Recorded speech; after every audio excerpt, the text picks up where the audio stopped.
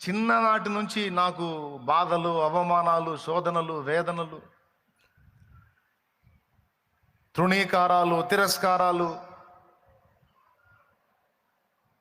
అలవాటు. దేవునికి స్తోత్రం కలుగునుగాక. అంటే చిరుప్రాయం నుంచే చెక్కుకొచ్చాడు. అన్ని విషయాలలో నలగగొట్టి, విరగ్గొట్టి సిద్ధపరిచాడు.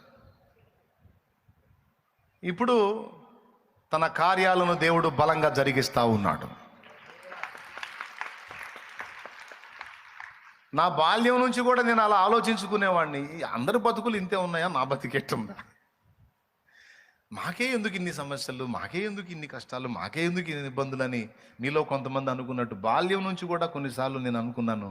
కానీ ఇప్పుడు జీవితాన్ని చూసిన తర్వాత ఆహా, ఇంతగా నన్ను ప్రేమించినది నీ రూపము నాలో రూపించుటక, ఇంతగా నన్ను ప్రేమించినది నీ రూపము నా